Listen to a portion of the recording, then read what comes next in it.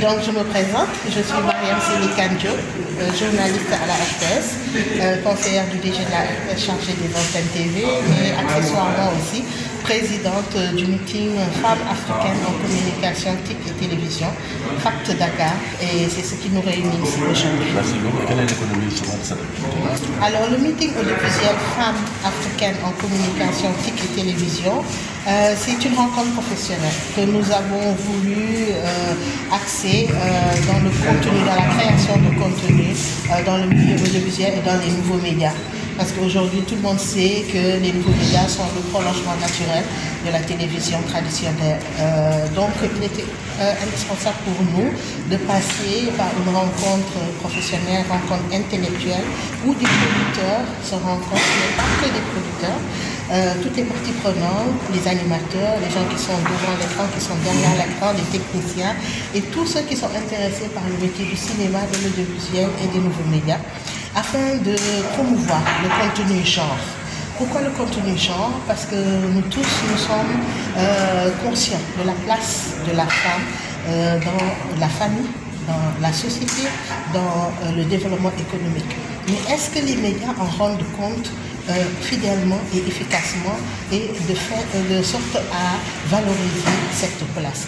Nous trouvons que non. Pourquoi?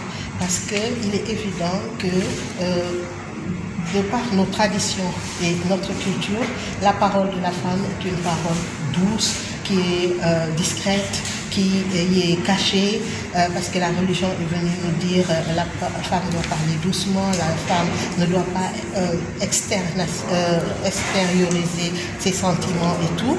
Et du coup, pendant longtemps aussi, les plateaux de télévision sont des plateaux de prestige où on n'invite que des gens connus, des gens qui ont déjà une réputation et tout.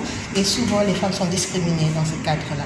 Mais aujourd'hui, les nouveaux médias nous ont permis, avec les smartphones, à donner, libérer la parole de la femme.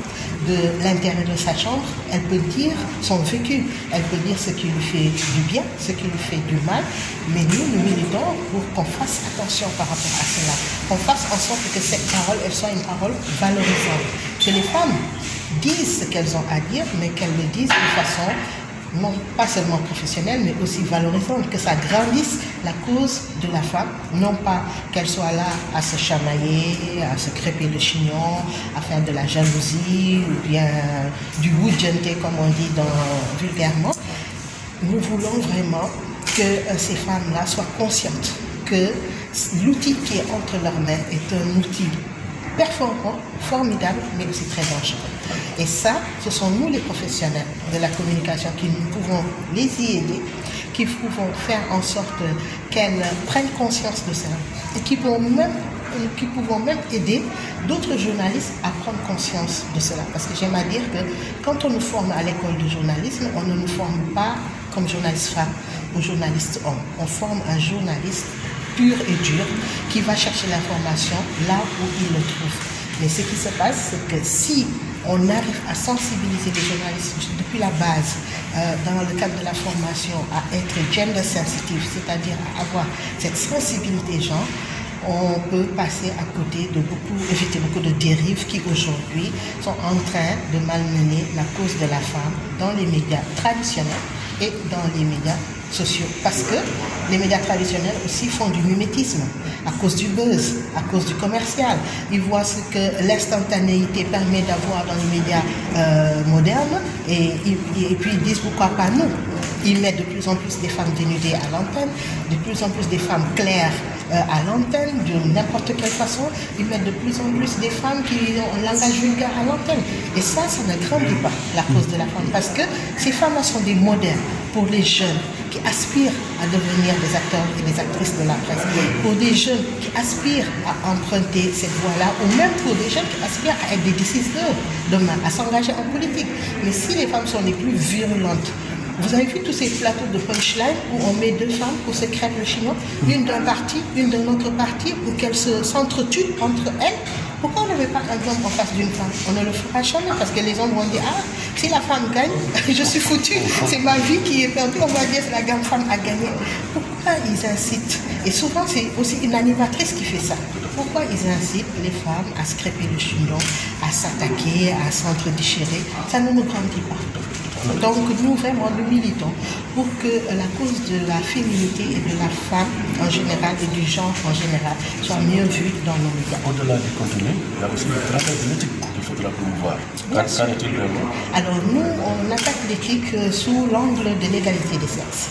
Parce qu'à un métier égal, salaire égal. Aussi à formation égale, promotion égale. Mais ce que nous avons vu dans les médias traditionnels, c'est que rarement ce sont des femmes qui sont à la tête, rarement. Dans les médias nouveaux aussi, pareil, je veux dire, les grands décideurs, ceux qui ont le dernier mot, souvent ce sont les hommes. Il est grand temps qu'on fasse de la place aux femmes. Et en ce moment-là, nous espérons que tout ce pour lequel nous nous battons va peut-être faire bouger un peu les lignes. Une dernière question, au-delà de cette activité, qu'est-ce que vous comptez mener comme activité prochaine pour justement vulgariser ce contenu-là? Alors nous faisons ce que nous savons faire. Nous sommes des journalistes, nous ne nous menons de rien d'autre que de la création de contenu. C'est vraiment notre leitmotiv. Ce que nous voulons, nous, c'est être performants là où nous avons été formés et dans quoi nous sommes performants, c'est-à-dire aider les gens dans la prise de parole, dans la posture, dans comment parler devant l'image, aider les gens en les formant, en les coachant dans le contenu, parce que tout est dans le traitement de l'information. On peut dire des choses pertinentes et vraies et être un vrai journaliste sans être vulgaire, sans être dégradant. Et vraiment, c'est là où nous performons, c'est là où nous avons des connaissances et des compétences et c'est là que nous voulons aider les gens. Donc, toutes nos activités sont des activités de création de contenu, d'information, de coaching, d'accompagnement et des activités d'organisation d'événementiels comme celle-là pour réunir les différents corps de métier parce que nous pensons que c'est dans une synergie d'action que nous pourrons avoir des résultats. Merci. Merci beaucoup.